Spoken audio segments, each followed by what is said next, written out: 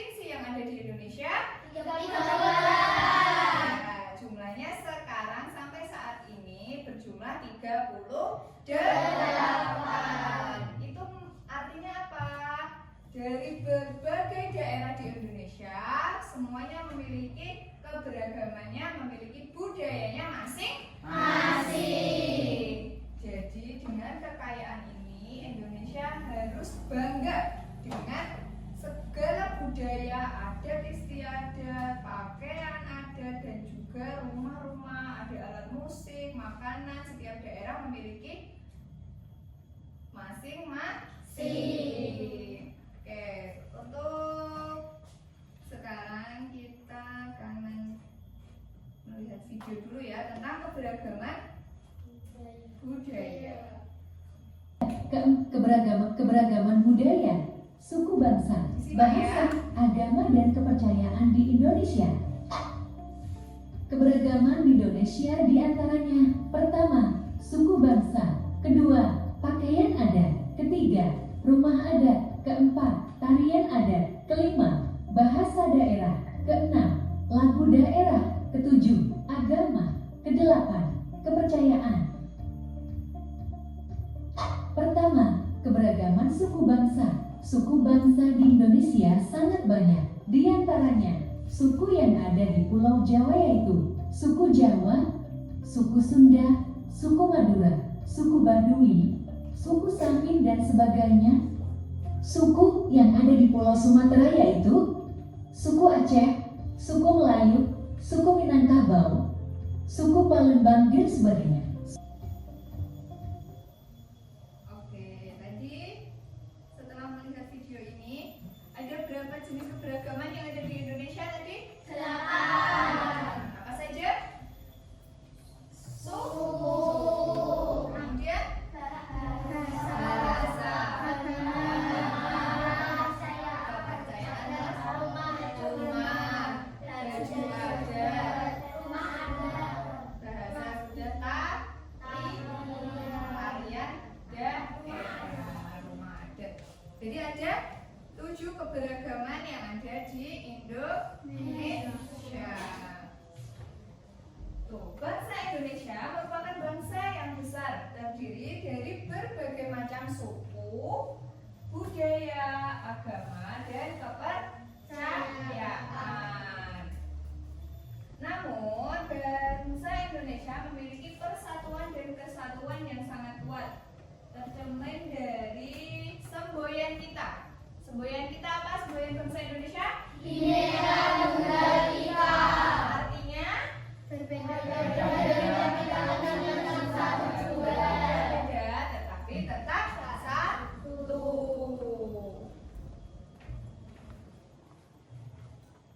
Yang pertama kita akan belajar mengenai suku bangsa yang ada di Indonesia. Yuk, kita akan belajarnya menggunakan nyanyian. Tahu lagu Saya Mau Tamasya? Yuk, coba itu dinyanyikan dulu. 1, 2, 3. Saya mau tamasya berkeliling-keliling kota sambil melihat-lihat keramaian yang ada. Bisa pakai lirik yang tadi, pakai nada lagu profil.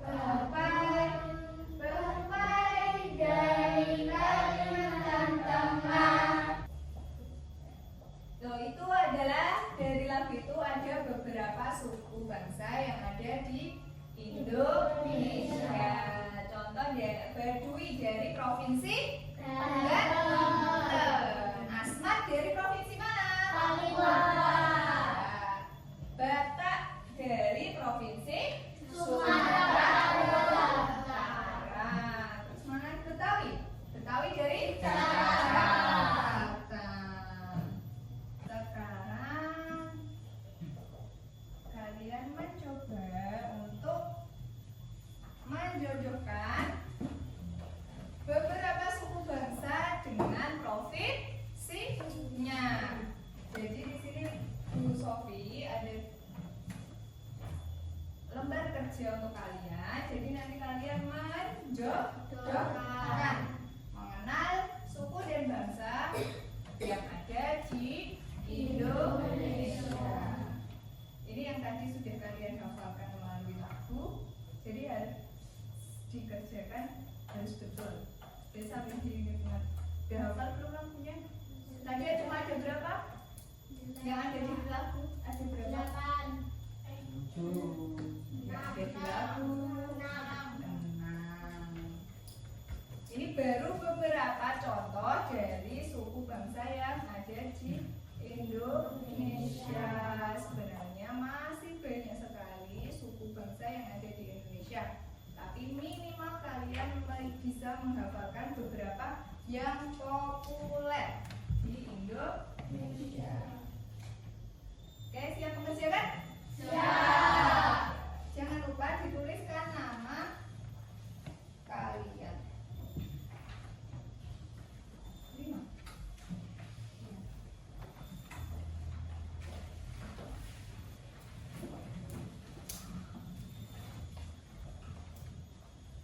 Selamat mengerjakan.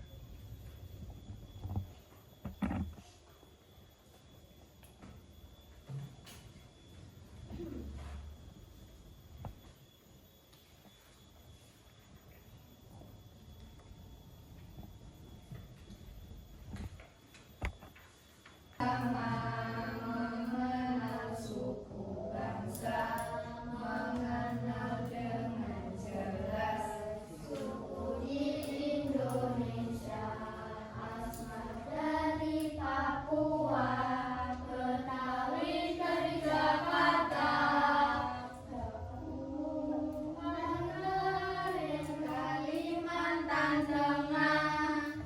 Ayo dilihat soalnya. Yang pertama suku Asmat. Suku Asmat dari mana? Papua. Kemudian Batak. Batak dari mana? Batak dari Sumatera Utara. Suku Betawi. Jakarta. Kemudian Baduy. Banten. Provinsi Banten. Suku Bakumpai. Nah, jadi suku Makassar dari mana? Sulawesi Sulawesi Selatan. Selatan. Sudah semuanya? Sudah. Sudah. Selanjutnya dari suku bangsa kita akan beralih ke pakaian adat. Setelah suku bangsa, kita juga memiliki keberagaman dari pakaian adat. Jadi setiap daerah yang ada di Indonesia pasti memiliki pakaian adatnya masing-masing. Jadi untuk pakaian adat itu dari modelnya, dari warnanya itu memiliki arti sendiri-sendiri yang mencerminkan dari daerahnya masing-masing. Contoh nih, dari Nangro Aceh Darussalam. Dari dua contoh ini kita sudah bisa melihat adanya perbedaan. Yang perempuan kalau dari Aceh dia menggunakan seperti apa namanya? Gitu. Tapi kalau kebaya dari Jawa untuk yang perempuan di kepala tidak menggunakan apa-apa. Nah, dari dua contoh itu setiap daerah memiliki bentuk atau bisa juga aksesoris masing-masing itu yang mana mencerminkan dari kebudayaan daerahnya sendiri. Kalau kita di mana ini Jawa Tengah pakainya apa? Kebaya.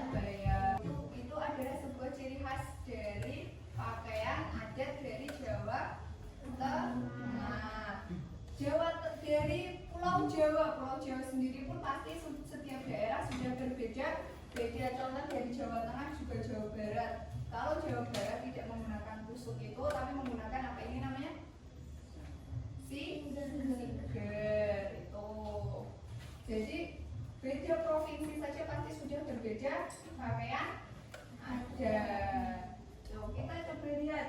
Itu ada pakaian adat dari Nagro Aceh Darussalam, apa namanya?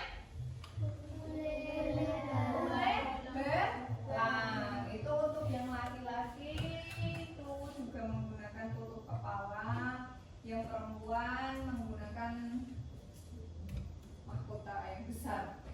Tuh, kemudian ada kebaya yang dari Jawa Barat. Model kebaya saja pasti sudah berbeda-beda dari kebaya di Betawi, kebaya kita di Jawa Tengah itu pasti sudah berbeda.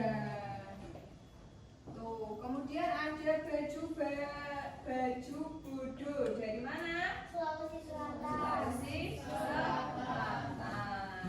Kemudian ada baju namanya tulang bawang dari provinsi mana? Lampung. Lampung. Tuh bedanya. Tuh, untuk dari Lampung juga dari Aceh sudah aksesorisnya sudah berbeda. Kemudian tuh surjen dari daerah istimewa Yogyakarta. Itu surjen itu ciri-cirinya motifnya yang lurik lari tuh. Pernah lihat? Nah, tuh. Jadi surjen dari DIY sama kebaya dari Jawa Barat sama-sama berada di Pulau Jawa saja sudah berbeda. Kemudian dari Sumatera Utara kita punya pakaian adat apa namanya? Ulos. Itu kainnya namanya ulos yang dijadikan sebagai pakaian adat. Kemudian dari Papua Barat ada apa itu namanya? Pakaian adat Ewer. Pakaian adat ewer dari Papua Barat. Nih kayak gini. Gatel nggak itu pakai? Tuh. Kemudian yang terakhir ada pakaian adat dari Banten namanya pangsit. Kok pangsit?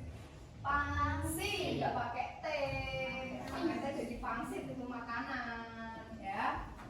Itu adalah beberapa contoh jenis pakaian adat dari beberapa daerah di Indonesia. Jadi dari mulai warnanya, bentuknya, aksesorisnya itu memiliki makna tersendiri dari yang mencerminkan kepercayaannya, mencerminkan budayanya, adat istiadat dari suatu daerah tertentu. Paham? Oke. Sekarang kita kembali belajar biar kalian hafal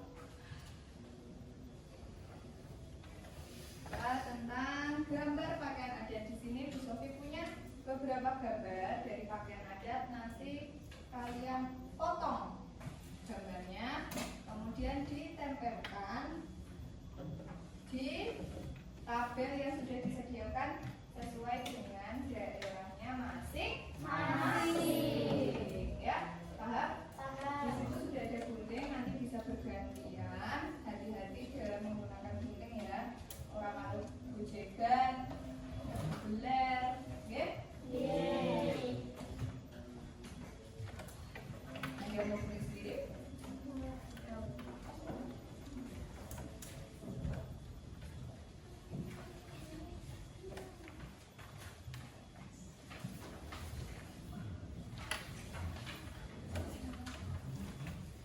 Nih, ya. Ini guntingnya bisa bergantian.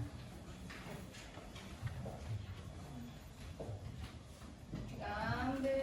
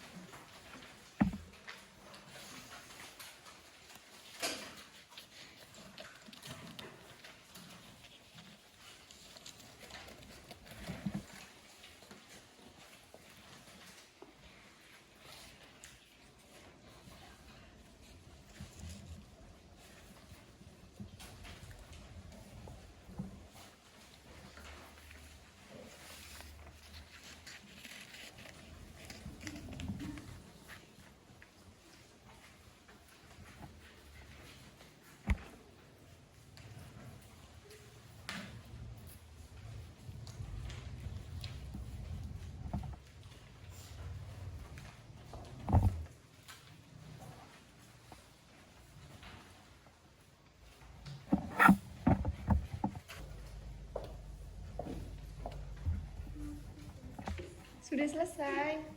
Ya, ditunggu kering dulu.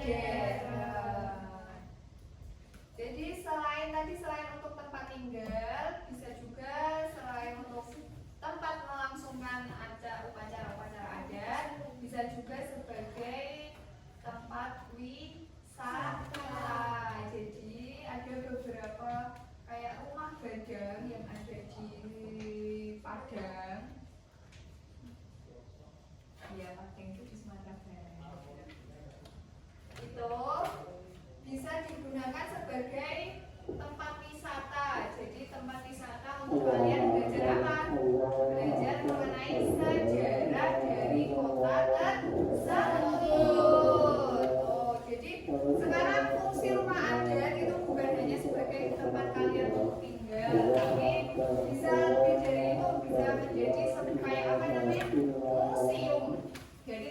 tempat di mana kalian bisa belajar tentang sejarahnya, tentang kebudayaannya. Itu bangunannya museum itu dibangun seperti bangunan rumah adat. Yuk kita lihat di situ ada beberapa contoh rumah adat. Ada rumah adat dari Sumatera Utara namanya Bolon. Tuh, beda atapnya seperti apa? Tanduk. Kemudian ada rumah gadang dari Sumatera Barat yang biasanya ada di rumah Padang dulu. So, lihat tuh kalian? Iya. Rumah makan Padang itu Padang dari Sumatera Barat namanya rumah gadang. Itu atapnya seperti ini, itu disimbolkan seperti tanduk kerbau. Ada dua, jadi atapnya ini ada dua gitu. Itu disimbolkan seperti tanduk. Kemudian ada rumah baloi dari mana? Kalimantan Utara. Kemudian ada juga rumah adat joglo dari Jawa Tengah. Kalian ada yang pernah main-main ke keraton, baik di keraton Jogja maupun keraton Surakarta? Belum? Nah, itu bentuk-bentuk keraton, bentuk-bentuk rumahnya yang ada di sekitar situ masih seperti rumah-rumah joglo, jadi seperti rumah-rumah adat. Kemudian ada juga dari Jawa Timur, hampir-hampir sama dari rumah Jawa Timur namanya rumah adat apa? Rumah joglo Situbondo. Kemudian ada rumah betang dari Kalimantan Tengah. Jadi di daerah Kalimantan itu daerahnya banyak sekali hutan-hutan. Jadi rumahnya dibikin seperti rumah panggung. Ini jenis rumahnya namanya rumah panggung. Supaya apa? Agar binatang buas tidak bisa masuk ke dalam rumah. Karena di sana lingkungannya sekitarnya masih banyak hutannya, jadi dibuat rumah panggung agar binatang buas tidak bisa masuk. Kemudian dari Sulawesi Selatan ada rumah tongkonan.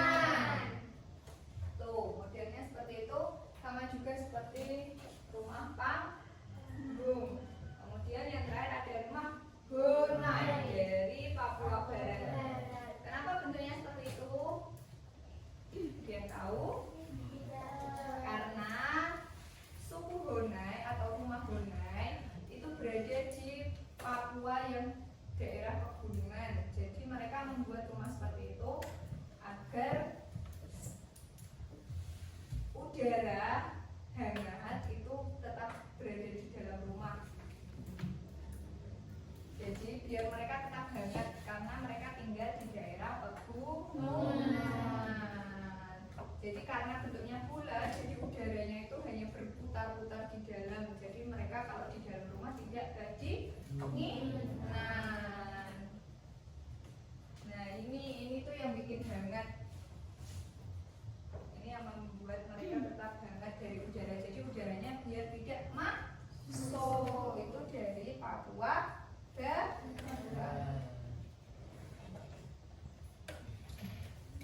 Jadi rumah adat, bentuk dari rumah-rumah adat itu bukan hanya melambangkan adat yang adat istiadat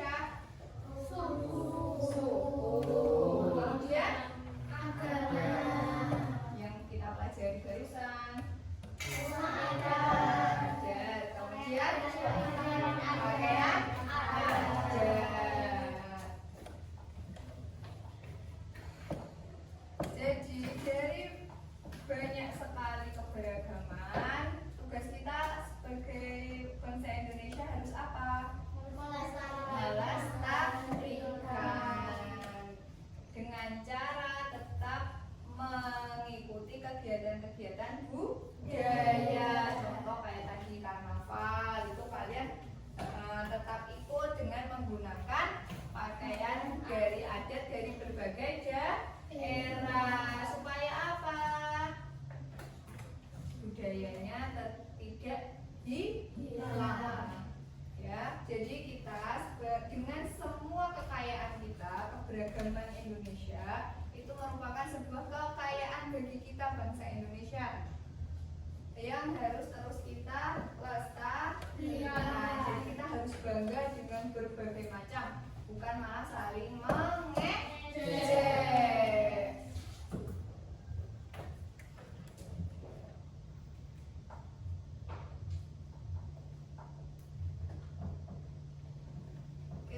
Untuk yang besok kita sudah belajar berapa hari ini tentang keberagaman? Ada suku, ada pakaian, dan rumah adat. Berarti masih ada berapa lagi? 4. Masih ada apa lagi? Tarian, bahasa, agama, kepercayaan.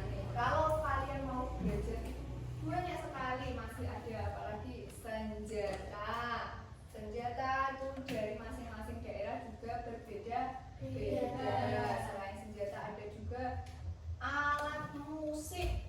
Tuh, alat musik di Indonesia tuh alat musiknya beragam sekali. Dari setiap daerah itu punya alat musik yang khas masing-masing. Yang untuk mengiringi apa?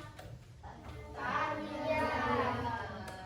Jadi tarian itu nggak hanya sebuah pentas, tapi di situ terdapat banyak sekali unsur-unsur keberagaman dari pentas. Sebuah pertunjukan tari itu dia mengenalkan tentang pakaiannya, mengenalkan tentang tariannya, juga alat musiknya. Oke, jadi kita lanjutkan ke pertemuan besok. Masih semangat kok, lemes sekali. Masih semangat? Gabung 1, gabung 2, gabung 3, gabung 4, gabung 5. Oke, terima kasih untuk hari ini. Kita lanjutkan tentang keberagaman di minggu depan. Kita akan belajar tentang tarian daerah, bahasa daerah, dan juga lagu.